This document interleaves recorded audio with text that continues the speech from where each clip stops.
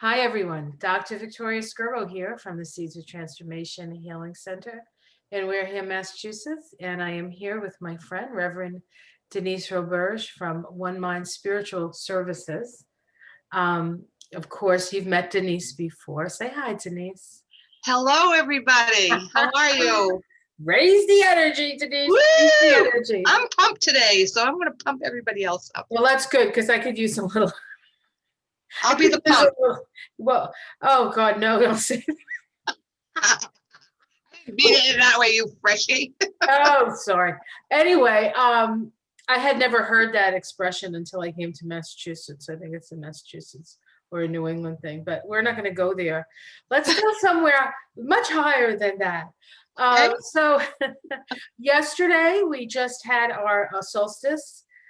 We are now officially here in the Northern Hemisphere in the winter season.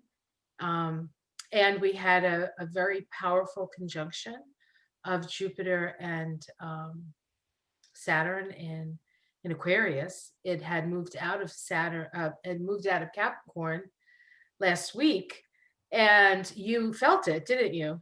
Yeah, yes, I was amazed when I told you last night. I said, just one day last week, I felt this amazing lift, like energy was grabbed off my back and taken away. I felt this freedom, it was beautiful. And I had been having some dark moments that previous couple of weeks. Well, I mean, releasing moments. I'm going to call them releasing moments. I like that. Yeah, releasing. Yeah. Releasing sounds good. And of course, 2020 has been a real journey through. It's been a real dark night of the soul for many people. So, well, for the collective too. Yeah. Well, especially, we have had our dark nights of the soul over the years. We've known each other long enough to have had to hold each other's hand through those. And just call to make sure you're right, that kind of stuff. Which sometimes when you're going through that, that's all you need to hear. You don't want to talk about anything else. You just want to know that there's somebody out there. We're touchstones for each other, and I don't even have to process so much with you as I do just hear your voice, and you say one or two things, usually very gently, that shifts me. It just shifts. You have an ability to shift my vibration and my attitude and my mode of thought with just one or two words. You're a very amazing healer that way. And if you ever decided you wanted to be like a psychotherapist, you'd be really good at it, because you don't lose your shit when I lose mine. When I lose mine, you just go, you're oming while I'm flipping, and your oming eventually catches me. And I go, oh yeah, I can ohm too. Oh yeah. Yeah. Well, I think that was a lot of practice, having a hysterical mother, for the most part. I mean, the lessons you learned from your mother, aren't they amazing? I've learned a lot from my mom too. Right. Yeah, one of our greatest teachers. Well, I have, I often talk to my clients about their relationship, the female clients, which incidentally, most of my clients are female. Mm-hmm. Most of mine are too. Yes. It is the feminine or the females that are really sort of leading us into this new age. Amen.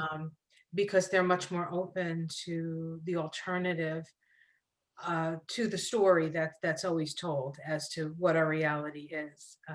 Women generally have a different sense, not all women, but I find that they're usually much more open to other possibilities. And I think that could be part of the fact that we're not afforded. And of course, here I am, a well-educated white woman saying this, so it's even more so for people not in my position. But we're not always afforded the same benefits as men in general. I always say you have to work twice as hard to make half as much, but I'm going to start not saying that, because I think you don't want to project that vibration. Well, that was the past. Yeah, that was the past paradigm, and the paradigm has shifted, and you felt it. I sure did. I feel like I feel so much lighter. I feel like I dropped 40 pounds in the last week. Yeah, it's amazing there. And it's funny how I feel the stuff, that the energetic shifts usually a hair before you Yes, come up with it on your, maybe a half a day or a day or yes, 2 days before it comes out. And then I hear it and I'm like, that's what happened to me the that's other right. day. That's what it was. And so I think I feel I feel astrology in my bones. It's like I was raised by an astrologer. Right. So my mom was an amazing astrologer. She got so psychic during doing astrology that she was a Catholic, and she felt that she began dancing with the devil because she knew stuff that she had no way of knowing, and was always in a conundrum. You know, is this something I say or don't say? I mean, it really messed her up. So she ended up giving it up. You know, it's interesting. That was in the 60s and 70s. That was a long time ago. Right, but it's interesting how, like, one of the things that you do for a living is you read people's energy, you work with people's energy, you work with the cards, and your mother, like, dabbled and was very good, of course, but could not bring herself, right? And I think that that energy of mothers and daughters is an interesting It is. energy, in that oftentimes I feel mothers raise their daughters with an eye to the past, and or their experience, like their experience. So, but we evolve, and I think that it makes it both. There's always, I think, a push pull between the mother and the daughter. The mother Oh, wants to keep the daughter safe. The mother wants, most of the time. I mean, there are some situations where that's not the case, but I think your average person, they want to keep their daughter safe. They want to make sure that they're going to be taken care of in the future. And their vision of what it means to be taken care of in the future is often different than the daughter. And I think, and part of that is because society does evolve. But I've always sort of been somebody who poo-pooed all of that stuff and just sort of went on and did my own thing, and just sort of poured it out there, and this is what I'm going to do, and this is who I am. And You've got something Aquarian in your chart, right? yes, I have Uranus on my ascendant, which is the ruler of Aquarius, and I have a south node in Aquarius. So that's sort of where I'm coming from. I'm a Oh, rebellious yeah. sort. Well, I have a very powerful ascendant in Aquarius. Yes, you do. And that's why that's kind And of I think why that's why I'm starting to feel like I'm more myself now.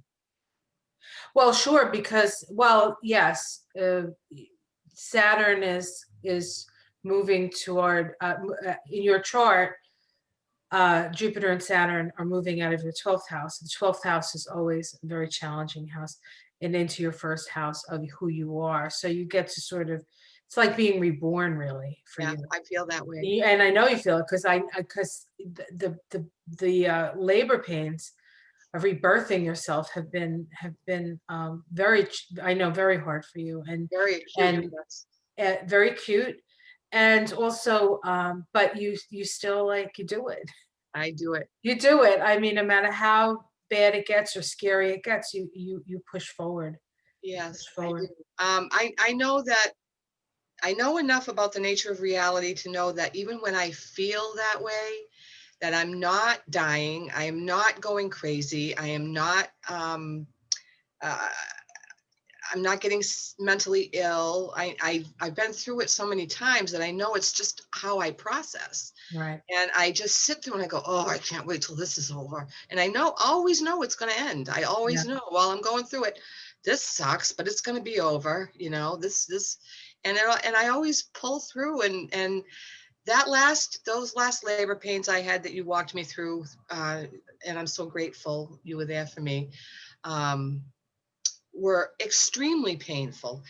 What it was like was, we heal in spirals, and I have gone around these same wounds so many times that there's a fucking groove. I'm just being myself. This is how Vicki and I talk. I don't usually talk like this on air, but anyway, there's groove. I bring it out in her. She brings out the F-bombs in me. I don't know what it is, but so we go around and we heal one issue at, all through the spiral. And then 2 years later, a year later, 6 months later, whatever, we go through that same thing, but we create a deeper groove and we're getting closer and closer to the center. And I think that this last round of unworthiness, feeling alone, feeling like I have no friends, feeling not good enough, blah, blah, blah, all that typical, pretty much typical stuff.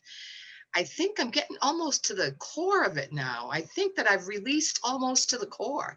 Not to say it'll never crop up again, but those things are absolutely on their way out. Yes. You've watched my many runs through those spirals. I've had a whole bunch of runs through those same spirals, and you've seen it. And when I'm over it, I'm like, well, now I know that's not really true. Yeah. So when I'm in it, the next time I can go, well, this isn't really true. You're just releasing. You're letting go of something that no longer serves. So cry your little eyes out and feel miserable and take care of yourself and you'll get over it. And I always get over it. Yeah. I have a lot of tools though. I have to work at it. It's not just like I sit back and go, oh, this is just going to go away. I have work to do. It's work. Well, I think as I understand it, it is spiral, but I would spiral it up, right? You like I would. So we go over the same territory. Yeah, we go over the same territory, but we're not stuck in it as long as we were before. Absolutely. And we have a higher perspective. So it's as if like we start like this, and then we gradually, right? And you're never going to get until you completely merge with all that is, and that is until we're in our completed state, there will always be something to do.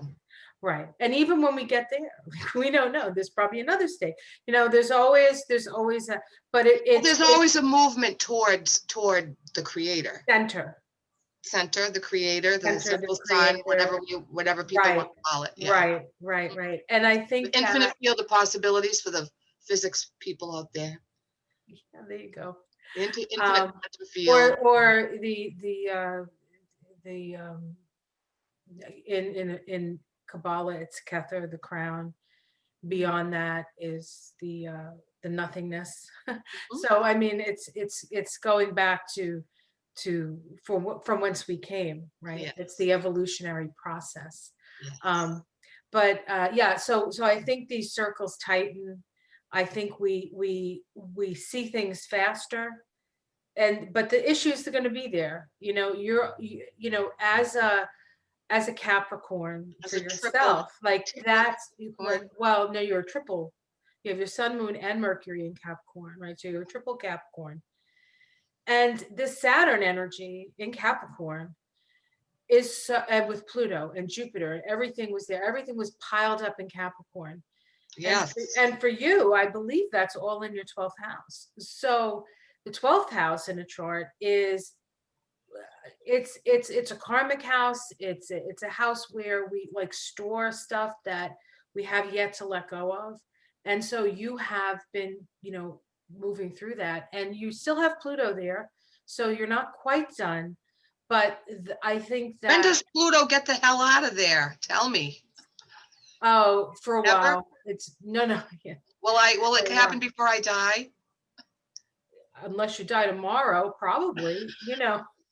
I don't know. It's not one of those things that takes 800 years, right? No. No, Pluto is going to be going into Aquarius in 2024, I think, the first time it'll go into Aquarius. But we still have a couple of years with Pluto in Capricorn. Mm-hmm. And of course, Pluto is an energy of transformation, and Capricorn is structural. So we're still going to go through this structural change, within ourselves, within society. How do we, and it needs to be restructured, because as the structure stands now, even in our own life, as the structure stands in our life, can we maintain ourselves with that structure? Mm-hmm. Chances are no. Mm-hmm. Chances are no. There has to be some change and shift, and that's going to happen in the case of a person where Pluto and Capricorn is sitting in their chart. In your case, Pluto and Capricorn is sitting in your 12th house. So there's almost like a restructuring of the spiritual, mm-hmm. or the way that you connect with spirit, or we're still not really sure, because the 12th house is very hidden. Now, for me, it's in my 6th house, which is health and service. So what's going to change in my life is I need to change my how I'm treating my body, right? Whatever that means. That could mean what I eat, how much rest I get, how much stress I'm under. I have to figure out ways to make my life work better for me and be kinder to my body, right? That's part of it. And then a restructuring of my service to others. So we can, that Pluto energy is there for a while. And the nice thing about the Pluto energy now is because it's kind of all by itself, kind of. It can happen. Pluto tends to move slow. And so we have an opportunity to adapt to the energy of Pluto. But with Saturn and Jupiter and all the other stuff happening in 2020 in that sign, it was like we had a giant boulder on our head. In fact, I spoke to a client of mine who's been a client for a number of years, and she called, she contacted me, and I was like, oh, so I looked at her chart and I was like, oh my God, right? So as soon as we, got on Zoom, I'm like, so what the F's been happening in your life? And she was just like, I feel like I'm getting crushed, is what she said. Wow. And I said, well, you have been. She has Pluto on her ascendant, and she had all that Capricorn and all that Capricorn energy, just like you, in her 12th house. Oh, wow. So, it's like, oh, but now when, you say you feel this release, right? That was in part, that was the social planets, Jupiter and Saturn moving out of Capricorn and into the much more, Capricorn is very much energy of up and down, right? It's like the base of power, the few and then the many at the top. Well, Aquarius is much more, the energy is much more, so we're no longer sort of striving for the top as much as we're distributing the energy evenly. Okay. So now would be a time that we're very concerned with everything that's going on around the globe, as opposed to what's all going on inside of us personally, or just our country. We'd be more interested in more humanitarian things. Yeah, I think what has happened is there was this sort of like push through, almost like a plant pushing through the earth, right? So there was this push through, and we had to get through the crust.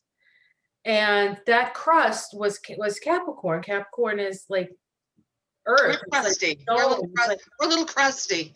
Well, it's funny because you're a Capricorn and I'm a Cancer. And one of my friends, her nickname for me is Krusty. Well, right? you Cancers are soft as mush inside, but getting in there. But you get those little pinchers that are crunchy. They do crunch things, and yeah. And we have a hard shell. You do. So yeah. So I know. It's hard to get in. I've seen it. I know. A lot of people have. But it's our protection. So yeah. You know how it is. I do. But within every Capricorn is a Cancer. And within every Cancer is a captain of industry Capricorn. So we're not all that different. We're both as signs seeking security. But as far as the energy, I feel like this whole like Capricorn thing was this pushing through. And now that we're on the other side of that energetic boundary, as it were, now we get to, it's almost like now we got to experience what it's like to be in this new energy. And people, I think, could feel confused. People can feel ungrounded. Things are not going to really slow down for people. Things are going to start to well, there's a lot of adaptation going on, which takes a lot of work and a lot of focus and energy to adapt, just to recalibrate to the new energies and the new systems and the new ways of doing things. That takes recalibration. I'm in the at the very, very beginning phase of completely restructuring how I do business. Right. I hired somebody, and we're working on completely rebranding, coming up with forms, coming up with structures, coming up with a foundational system that's, virtual, Right. basically Well, centered on that's virtual. also very Aquarius.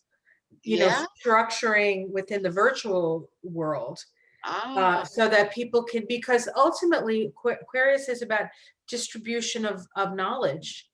Ah. When the Well, water I bear, need to make it easier for me to get my work out, and this is my words out, and that's the way it needs to be. right, it's all about really how we inform it. The water bearer holds the water thing, right, and the water's pouring out. That's knowledge. And so with all this Aquarius energy, it's about us getting what we know out there. It's about information. It's about light. Information is light. Information enlightens. And then, of course, there's this: is it true? Is it false? Is it true? Is it false? The energy of the heart never lies. The energy of the mind can. Mm-hmm. And so if you're coming from a heart-centered place. So when your heart mind, and some people refer to that connection as the heart mind, when your heart mind is in alignment, that's when you're in your truth and in your center, and operating with integrity, right? Wouldn't you say? Yes, one of my teachers would say, um, it's about loving with the mind and thinking with the heart. I love Right? that. Yeah, yeah. And Yes. that alignment. In fact, when you're in your heart, your brain waves and your EKG will go into sync with each other. Yes. Right. And Yeah, of they become course, coherent. That I had a friend who practiced heart math. Um, I cannot speak to it with any kind of like knowledge, except to say that they actually put there's some kind of a thing you put on your hand or something, and it measures um, what's going on with the heart mind, and when it's all erratic, it's when they're not in sync. And so every time it's like a lie detector test. It can tell when your heart mind's out of alignment, and it's all about heart coherence. And they measure it somehow. It's a technology. They measure it somehow, and every time you go on it, all you strive to do is to watch the lines change a certain way and get to this place. It's very technological, so honestly, I'm not good yes, at yeah, explaining it, right. but No, yeah, it can be measured. The heart and the mind stuff can be measured. So they teach you how to continuously drop into your heart. That's basically what the deal is. right. It has to do In a like simple, it has to do with the toroid field, right? The maybe. field of energy. So the toroid field is like a giant donut energy, and it's centered in the heart. That's where so we're really run by our heart Yeah. center as human beings. And that's what when we get into trouble, when we're only operating from our mind. That's when we Well, go off. the mind is a prison. You got When that right. you question your own worth, when you question, am I good enough, or did I do enough, or what's wrong with me, all of that stuff is not heart centered.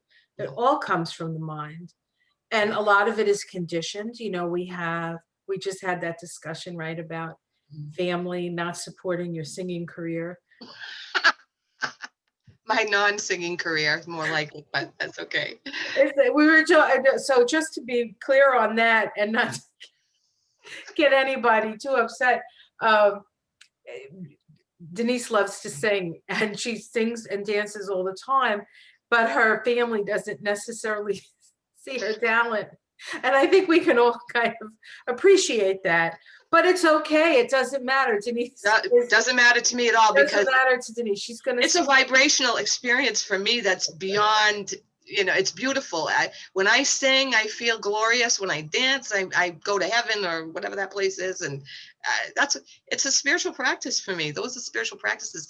So when I end up doing it in public, people don't know that side of me. I don't show that No, side of you me. don't. Not important. I'm a Capricorn, I usually play the role that people expect me to play. And if I can't play a role, I just behave.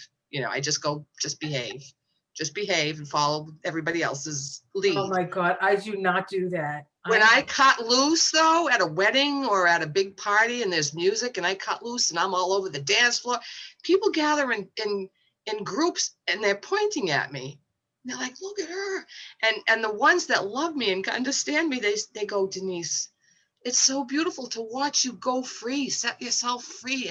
We see your freedom, we see the glory, and the people that understand it think it's fabulous that I can do that, because I carry a relatively, I'm a larger sized woman, and people expect larger sized women to kind of rein it in and not make a scene and not, and fuck that, Now, I just want to say something to you, Denise. Okay. And then I want to tell you a story. When Denise used to do this thing called the Metaphysical Network. Oh, and it's coming back on YouTube. Oh, awesome. All right. Yes, So it's going to be reborn again on I like virtual that. reality. Yes. I love that the Metaphysical Network. But before, like now it's going to be virtual, but it was an actual thing where people would get together in person, and you'd have me, you'd have other healers, and they would do these talks for people, and it was a way to network and connect, like-minded people. And I used to do my astrology, and she used to give me, and I just want you to know, she gave me, was it 5? I could drop 5 F-bombs during my and now she's dropping them like she's me. I don't know. Becoming a Cancer. There's been actually, I don't think the F-bombs come from being a Cancer. I think the F-bombs come from being from New Jersey. So I hate to tell you, but us people that have grown up around Boston are pretty effing familiar with the F-bomb. Do you understand what I'm saying? Well, it's funny because one time we're pretty effing into the F-bomb around here. Let me tell you another story that I wasn't going to tell you, but I'll tell you the story first. Okay. When I first came to Massachusetts, I was dating a fellow student who was from Boston originally, and his family lived on the South Shore. Not Southie. No, not Southie. No, they weren't from Southie. They were from West Roxbury, I think. They were from West Roxbury, his family. I think it's time to raise our pinky to West Roxbury. Okay, except I don't. Okay, well, I'll just do this because I didn't bring her a cup of tea. Well, you drink for both of us. And so I'm sitting there listening to him and his brother have a conversation in their kitchen, and every other word was the F-bomb. That's how it is, right? And I looked over and I said, "What would you guys talk about if you didn't have F as one? Like every other word, like instead of like a 15-minute conversation, it'd be a 2-minute conversation because you couldn't use the F-bomb." So I do agree with you on that one. But now there was another story I wanted to tell you that I can't seem to. The F-bomb story took over. Sorry about that. Yeah. So we're kind of all like in this sort of new energy, this new paradigm. And while it feels better than what we were in, it's still unfamiliar, and not necessarily for people who sort of vibe. Oh no, it's going to take calibration for everybody. Everyone's recalibrating, and that takes work. Yeah. Oh, by the way, I'd just like to mention, because you keep talking about paradigm and the new paradigm, and we're in the name of my book that is still being written is called The Next Age Paradigm. Yes.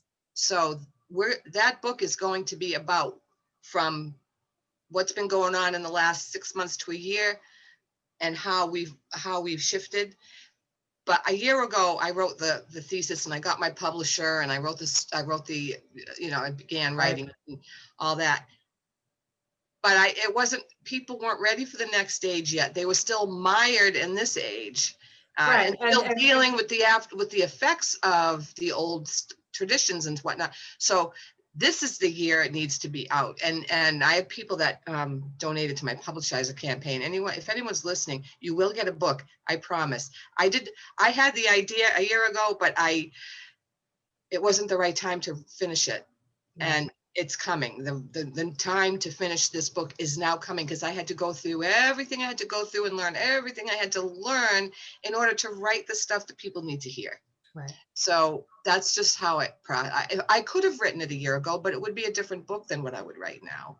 And I the book think, that I would write now is what needs to be written. well, I think we all had to go through what I would call the birth canal of the COVID experience. I mean, Yep. you know, and whatever. Oh, and I had a knee replacement That's right. at the same time.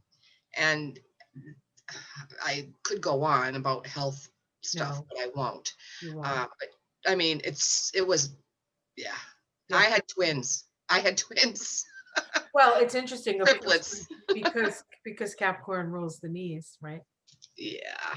You had knee, and I had when Saturn went into Capricorn, I had my first like toothache in like 40 years, and so I had to get a tooth pulled, and I broke out in a rash that was so bad all over myself, all over my body, and the skin is ruled by Saturn and Capricorn as well, and I looked like a snake. I looked like my skin looked like a snake. That's how bad it was, and then it went away, healed like almost miraculously.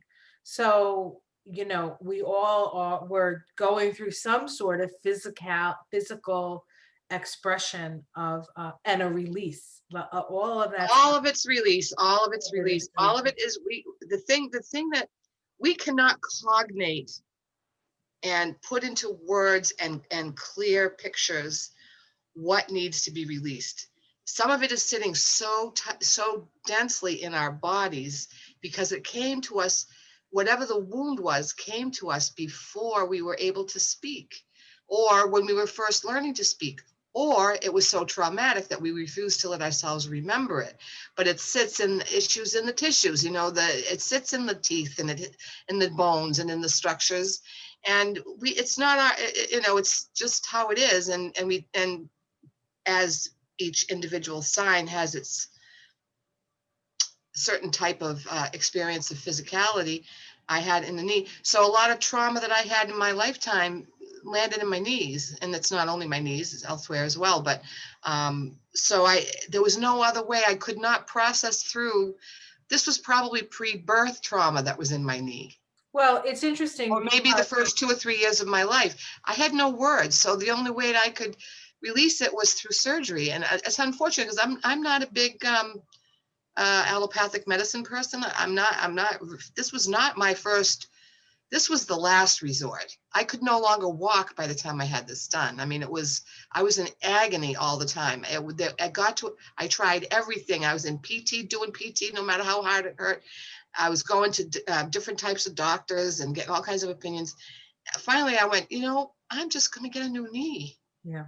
That's what I Well, need to do. well, metaphysically, the knee is our ability to humble ourselves, right? And Hmm. so, what needs to be humbled in this situation? Your ego. And so, it's like it's a I don't know. no, Really? it's no. Let me finish. Let me finish what I want to say. Okay. It's the ego is the part of you that says you're not good enough. You're not. That's what I mean by ego. It's the part that's The judging. negative talking ego. Right. It The has negative to, self-talk. it had to surrender to the soul. And the soul is the place of love, right? And so sometimes sometimes it takes an operation Mhm. um, you know, to release it. It's like the pound of flesh. The pound of flesh. For me, my pound of flesh was my tooth and a lot of skin cells. But Well, you had that Lyme disease too. That was a long, hard road. You well, I mean had a that's lot of something. releasing through that too. Well, yeah, that was more Lyme disease for me. The first time I was diagnosed with it, I had um, Neptune was opposing my Mars in my chart. Mars is your energy, and Neptune can sap that, right? It can sap, and so I had no. So every time I tried to do something, it was like I just Or didn't. there was just, things were just like, it was definitely, and Lyme for me was a lesson in feeling like a victim, feeling Mm, like a victim. And then coming to realize uh, I judged people myself who felt like they were being victimized by life. Like I would thought that was a weakness. But right. then I had to experience that sort of, you don't have any choice but to be sick right now. And I had more compassion for the people in that position. I always Mhm. judged people who talked about having Lyme disease as the focus for all their problems. And Mhm. then I got Lyme disease and I realized that there's a certain amount of truth to that. And so I've had to, change the way I do things. I can't do what I used to do physically as much as, because I was like, It dawn, was tough. dusk to dawn, just put your head down and do what you have to do. Yeah. Physically, it was always very physical. Even as a doctor, I did very physical things. So it wasn't like, I was a doctor, I don't know, just sitting across from a patient asking them how. No, you're on people's bodies I was and jumping around moving and stuff and cracking things and yeah, so so that, part of that had to change too with that. So I think that stuff teaches us lessons and it you comes think into no, do you think that that helped you to switch gears from being really identified as a chiropractor to being really identified as an astrologer, kabbalist, numerologist? Do you think that that helped switch, helped you bridge that? I think it you probably, yeah. Yeah, I'd say. And looking at the process of dis-ease or disease or, you know, uh getting your knee done or, whatever arthritis, whatever your issue is, whatever physical ailment that you have, there's a lesson in it. Oh, There's absolutely. always a lesson in it. And Yes. what is it trying to show you? What aren't you paying attention to? And for me, I wasn't paying attention, of course, to myself. Mm, I wasn't considering that I had a limitation. And so the universe comes in and says, well, here's your limitation. Now, what are you going to do with it? And, luckily it did develop into as being the person that I am, being the person that's always like has to do something, you know, important. well, something that I feel in my Both. inspired to do. Right. And it gave me space to do the work that I love because I've always loved, as soon as I started astrology, I loved it. It was like falling into the most comfortable pair of shoes you ever owned, and then a nice comfy robe. Like I felt like, this is great, Yep. Um, so, the one thing that Lyme did, another thing that Lyme did is it messes up your memory. I still don't have the memory I had before. I'm not sure. I don't think it's That's probably. funny because I still, even since the post Lyme, I see you as a woman that has a mind with like a steel trap. You remember details in astrology that you can tell me how many times what I have in my 12th house. I'm still not going to remember it the next time it came up. It's not, it doesn't, I feel it, but now I have a feeling about the 12th house that I'll probably remember, but you just all the details that you remember are amazing to me. Yeah. Amazing, amazing. I don't think it took away a whole lot. I think it took away maybe the stuff that's less significant, but not the stuff that's most significant to remember. Well, like I said, people go, how do you remember all that stuff? I was like, well, I don't know, but don't ask me to find my keys because I ain't gonna find them. I hear you. I hear you. So where do we want to go from here? I think we probably have about I don't remember. Do you know what time it was when we started? Was it 11? I think it was about 11. Maybe, yeah. We got on about quarter of, and then we talked for a little while. So it's 20 of now, 20 of 12. So I would say we could take another 10, 15 minutes. Is there anything else on the plate? We had a few ideas. Are you feeling something that should come up now? Your Capricorn is showing, Denise, That's just so you okay. know. I love my Capricorn now. Hey, I got Capricorn too, so it's good. It's all good. So I don't know. I think we were talking about pre-call here. We were talking about our spiritual awakenings. We thought of that as being an issue. We also talked about addiction as being something we might want to talk about. You just did a video on addiction, didn't you? I did. I did a short video on the addict as seeker. Yes. And I expressed great love for addicts in that. And since I made that video, maybe it's because I'm attuned to the topic, but all the teachers are talking about addiction. It seems like all the big teachers that I follow on YouTube or email or whatever, everyone's talking about addiction. And there is, in the new age, there is now an attitude among the highest vibrational thinkers of this time, that absolute radical love and acceptance of addicts for being on a spiritual path, that and acceptance of their path, like radical acceptance of the fact that they chose to be addicts.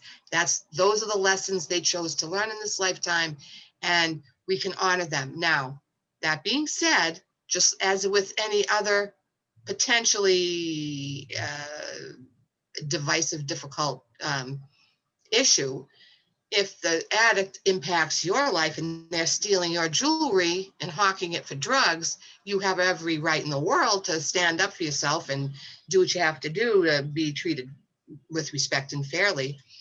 No one's saying love all the behavior, but the idea. You don't love the action of the addict, you love the addict. Right. It's like when they say in it, and they say it in the 12 steps, love the addict, hate the disease. Right. That's a common phrase in the 12-step community. You know what? I think that maybe that has to change, and I'm not in any kind of 12-step community, and I'm not anymore either. But if you don't mind me saying shit for this, love the addict, hate the disease. I think that you have to see the disease, and I think this is part of what perhaps part of what your realizations are about this, but you certainly fill in. That the disease serves, just like my Lyme disease served. Absolutely. 100%. Right on. Right. So what do you think the core issue is around addiction? What is it that drives people to become addicted to anything? Two things. Lack of positive role models, such as in parenting or whoever raises the child. The inability the parents' inability to express safety and love, like I love you and I'm going to keep you safe, is one. Now we're talking more now in the physical. From the spiritual upper realms, when a person chooses somehow, makes the choice beforehand that they're going to experience addiction in order to expand their soul, I think those reasons might be a little different.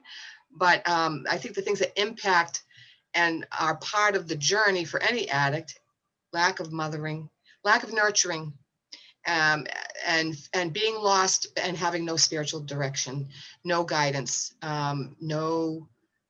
and actually there's a third one: the seeking of transcendence and wisdom is big in every addict. Most addicts, including, in which I include everything: alcohol, pornography, whatever the food, whatever the addiction is, are seeking spiritual truth and seeking wisdom and seeking transcendence.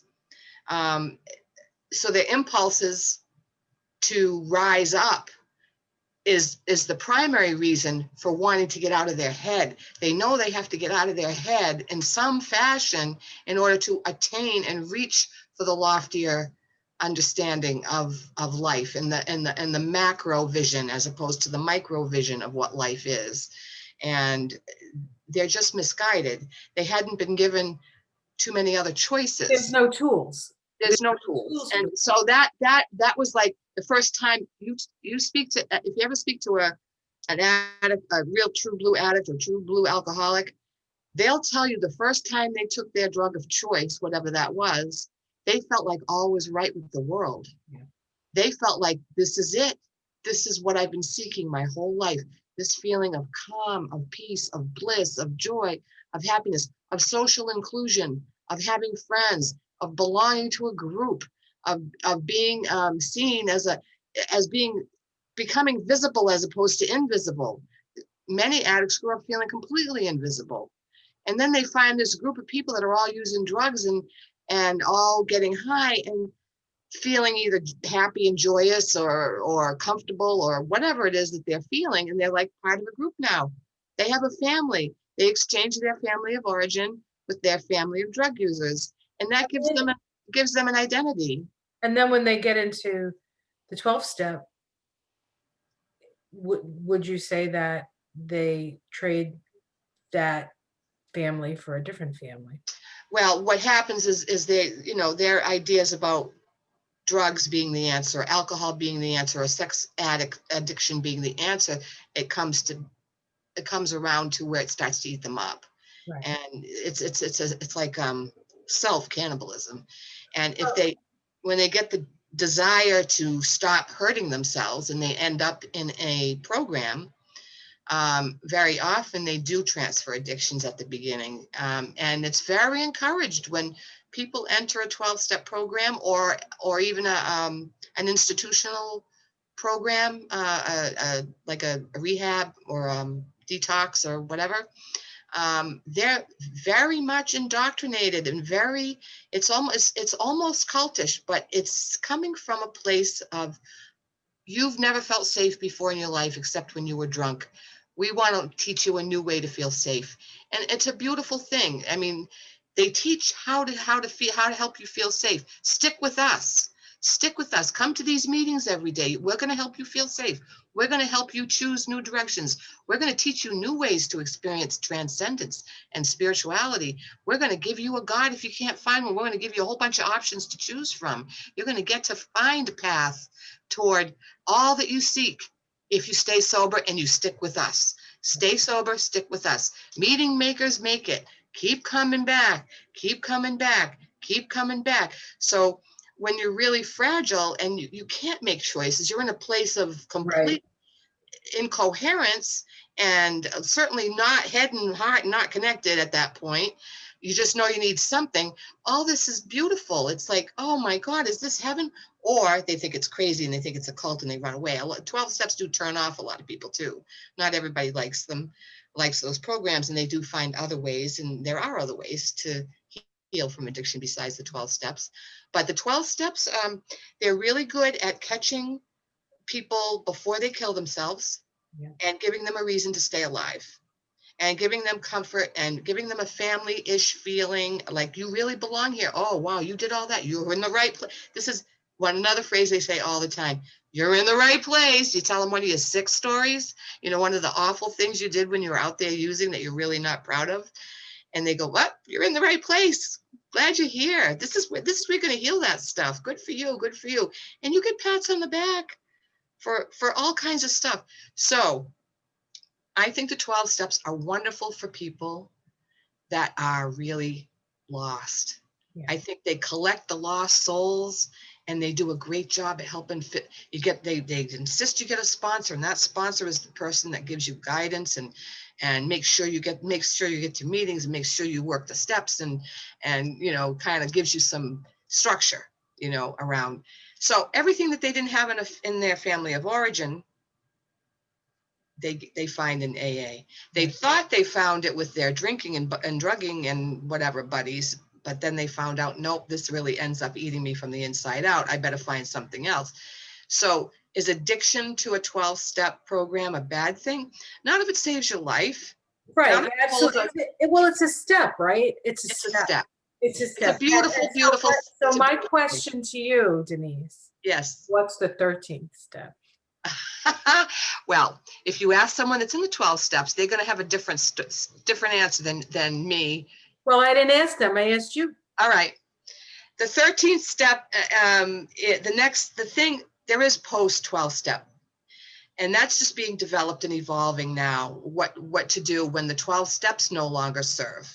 Because I've been sober for 31 years and I was heavily into AA, NA, and Al-Anon for a number of years. And I don't even know if I'm supposed to say that on air, but oh well. Oh well. This is for entertainment purposes only. Entertainment only. So I was in it for a long time and I got indoctrinated and I got my life structured and I had people telling me how to do things and who to date and who not to date. My sponsor would say, no, you can't date him. I know him, you can't date him. I go, okay, I won't date him. Okay. In fact, you have no business dating anybody. You're not well enough yet. Okay, I won't date him. I went years of celibacy early on because I was just being told you're not safe yet. You're going to pick the wrong person at this point.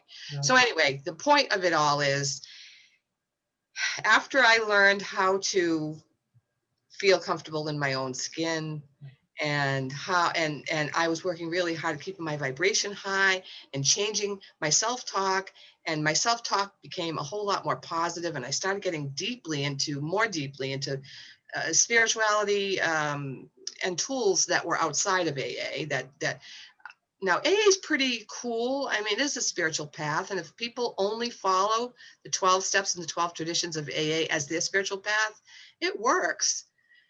But you only get so far. Right.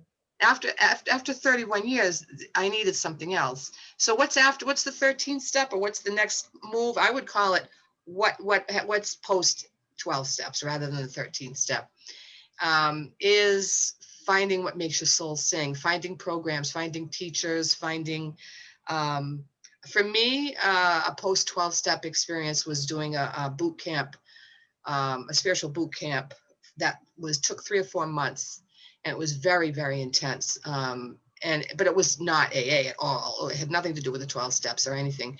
It was about diving deeply into my stuff, getting it on paper, doing a lot of journaling, a lot of meditation, and learning how to reconstruct the default mechanisms that I would continuously fall back into, recognizing them and moving on from them.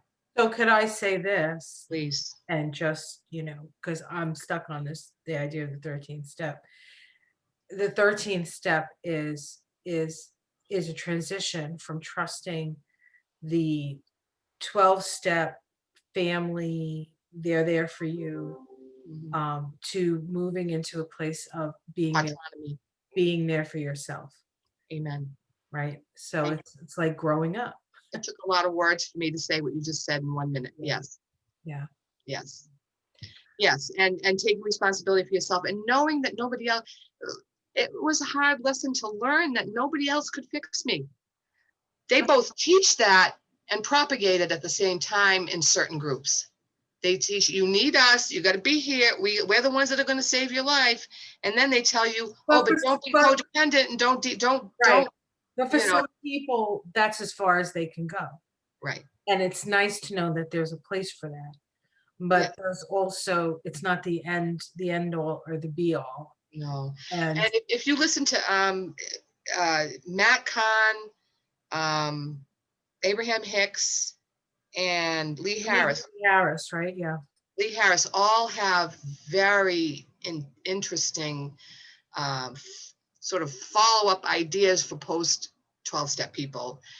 Abraham Hicks came up with a set of 12 steps that are beautiful. So there's a lot. If anyone is finding that it's too tight of a box, and the 12 steps are too tight of a box, but they've been sober for quite some time, but they want to keep working on their journey, there's loads of stuff out there. There's the New Thought 12 steps. That's the Louise Hay sort of Wayne Dyer kind of new thought movement people. They have a 12-step book. Like I said, Abraham Hicks has a 12-step setup that's amazing. And Matt Kahn was the one that opened my mind to the fact that once you have a certain amount of self-esteem and once you have a certain amount of self-control, and you're no longer acting out in an addictive way that's hurtful to yourself, and you're learning to love yourself, and you're learning to think that you're amazing, why would you ever want to go back to a place where you have to tell somebody you're an addict? Why would you ever want to be there? Because if you have to identify yourself as an addict or an alcoholic, that's a step backwards energetically. So he says, and he also said, why revisit the past?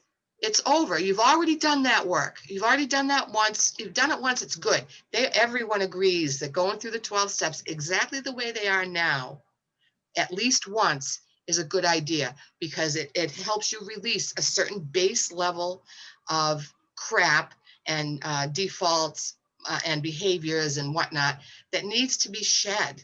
It's very, very valuable for people newly sober, and up to I don't know how many years until it doesn't fit anymore. It's good. But then after that, it's Matt Kahn is a firm believer, and Abraham Hicks is a firm believer. Don't retell your stories anymore. You need to tell them once or twice.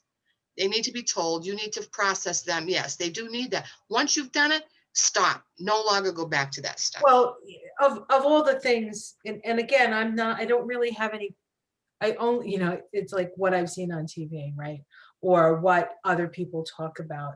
But it's like, to me, that whole rehashing of, oh, you did a terrible thing. Oh, well, my stuff is even worse terrible. And then, and it's just like, and it becomes like a badge of honor, and to Well, me, there are some meetings that are very forward moving and healing oriented and that kind of thing. And then there are some meetings where they call it stand-up meetings, where these people come up and they go, I was living in the gutter and eating out of dumpsters and robbing people and doing all, and they talk with great pride about how they did it. Now, the pride to me is in the survival.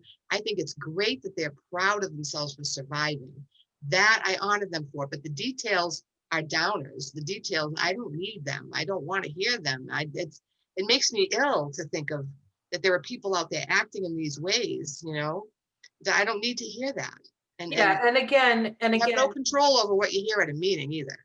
well, and again, I'm only seeing what I see on TV, quite frankly, because I've never been to a meeting. I haven't, if I have an addiction, it's probably, to books, but information.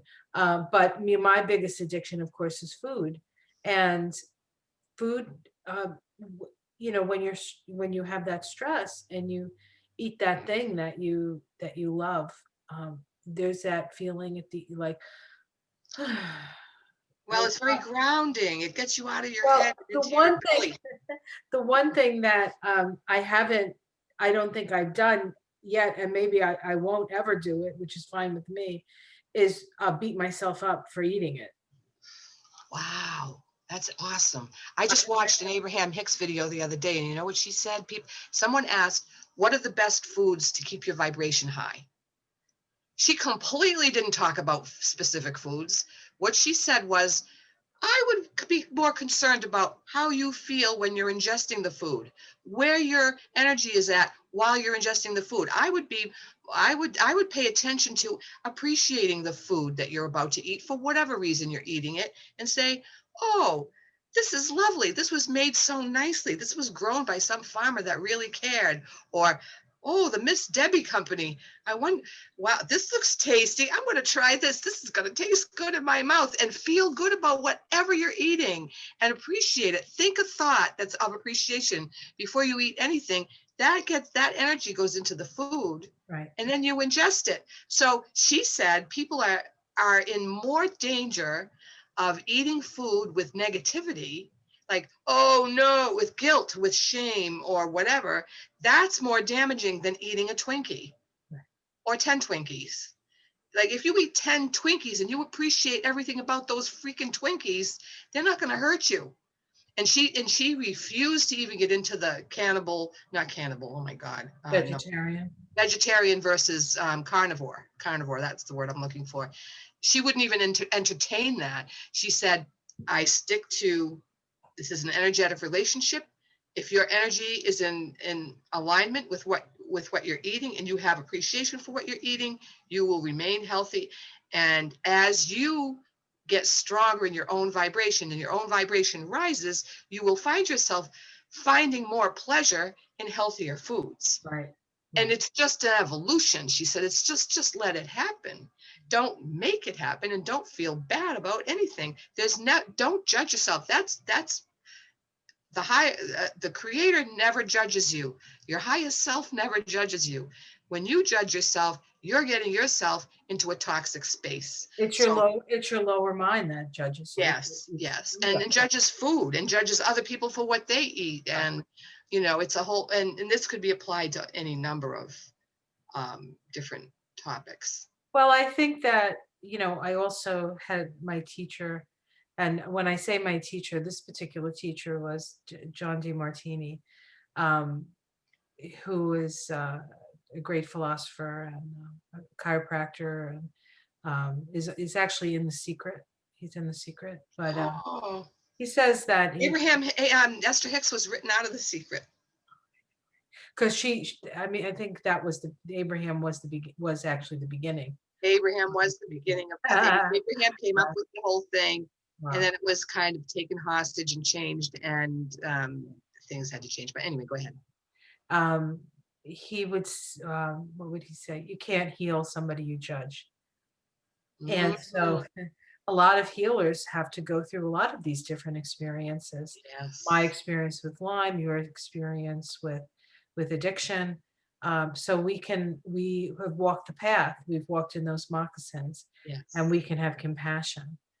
And I would like to say too, I would like to include compassion for people, no matter what they eat. I think what people eat needs not to be anybody else's business. I think that it's an individual journey, and there are so many vegans out there that are just trashing meat eaters, and it's any kind of judgment like that is not fair. Right. It's not kind, it's not humane, it's not compassionate, it's not fair. And that's a judgment on my part. That's also a judgment. But I feel that let's all just leave each other alone. Let each other eat whatever the heck they want, do whatever they want, because that's what they're here for. You're here to do what you need to do, and I'm here what I need to do. And I think that's the value of information. I have a brother-in-law who, if you met him, you'd say, oh, he's like a man's man. He has a truck. He's just like a guy's guy. He's like a vegan now because he watched a video on the way they process food and treat animals and all. Oh, see, the animal abuse stuff really gets to me. Right? And so I can't remember what it was that it was like a video, I think. And now he's much healthier. He had diabetes before. He no longer has diabetes. So he evolved into a place where he organically started making choices. He learned some stuff that resonated. That message resonated. He followed that gently into a logical place for him that worked for him, and he made big changes in his life. That's how it works. Right. And that we were talking about vegans judging meat eaters and all this other stuff. I think it's just a lack of awareness on the part of, like, the vegans know what happens to the animals. That's why they're vegans. And if people don't know, or if people don't want to go there, you can't really force them.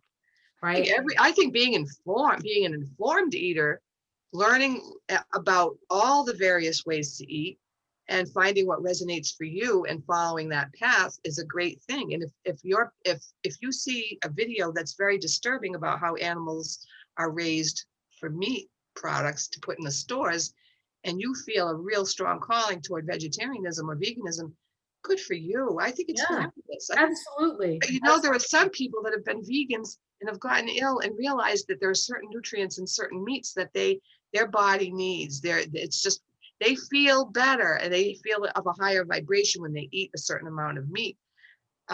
Personally, I eat vegetarian just because this works for me, not because I'm a big like 3 or 4 days a week, and I eat meat 2 or 3 days a week, and I usually only eat chicken or fish. Maybe once a week at most I eat beef. This works for me. I feel best when this is how I eat. Now, I am concerned about animal cruelty. So I buy cage-free eggs. I buy grass-fed poultry. I buy beef that doesn't none of them can have hormones and steroids. I don't want that stuff in my body. I know what steroids in my body feels like. I was put on prednisone. It can't be good. So, I'm a mindful eater, but I'm not married to a particular diet. Right. I just eat what feels good.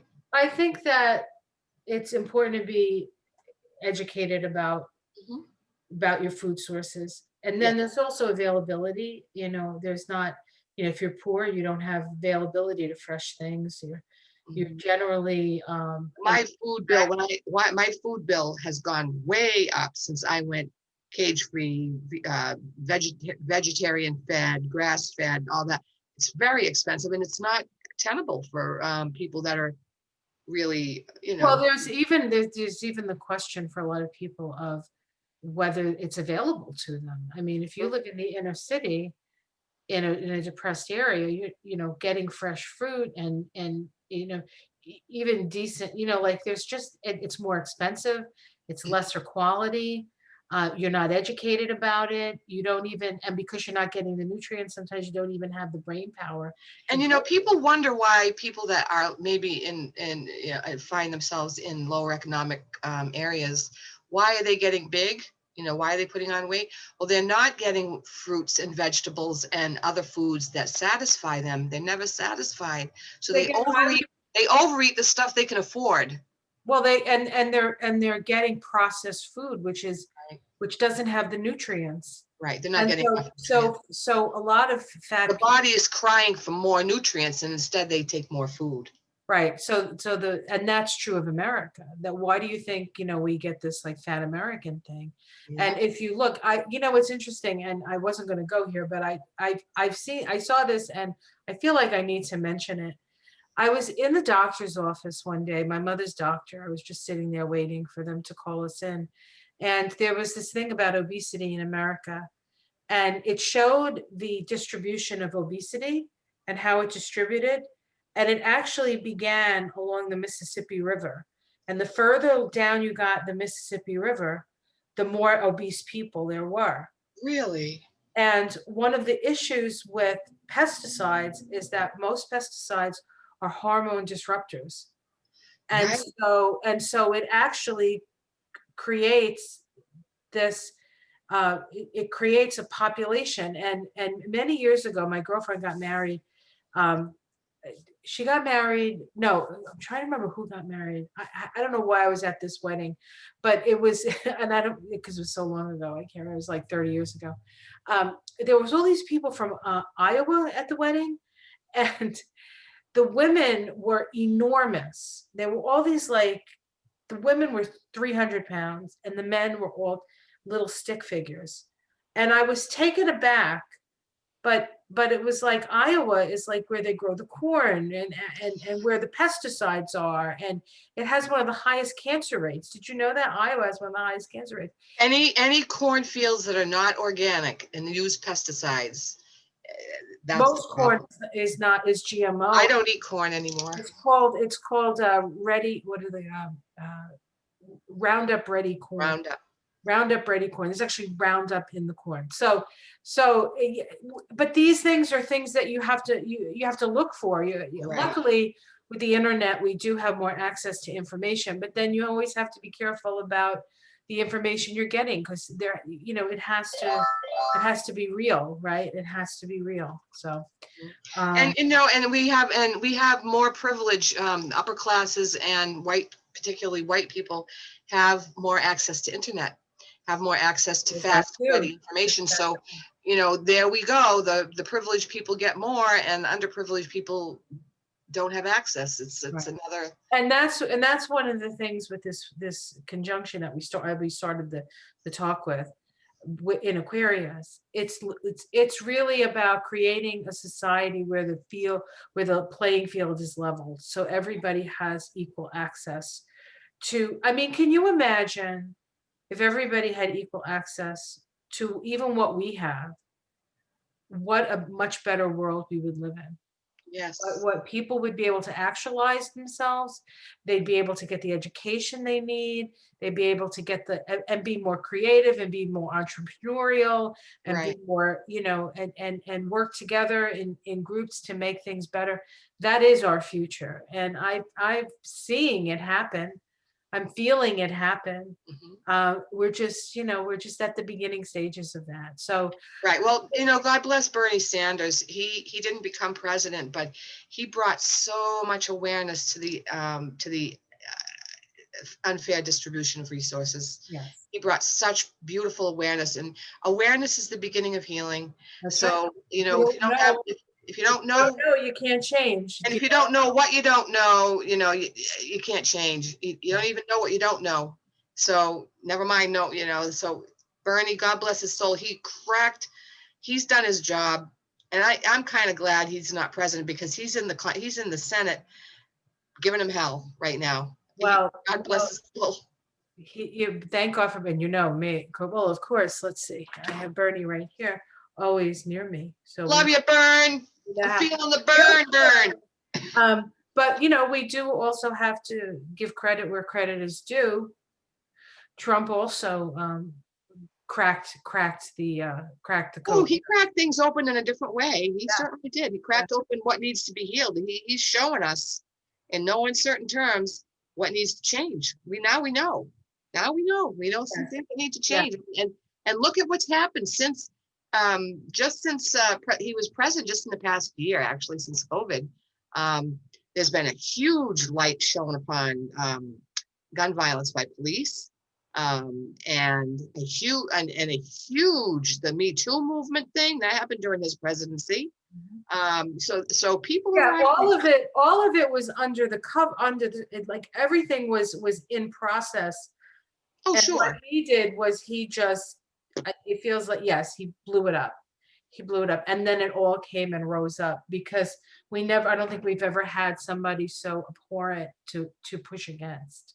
well In this he country. highlighted and illuminated and magnified all the crap old systems that no longer serve, and Well, he served, poked they served, but they well only they serve the billionaires, the multi-billionaires. right. And so now it's time for us and not fight amongst each other, but to No. cooperate, to talk to one another, Mhm. because they know, those in power, that if we're constantly doing this with each other, then they get to, Well, run. while we're fighting amongst each other, they're going through the back door to get legislation for legislation for the billionaires and for the privileged.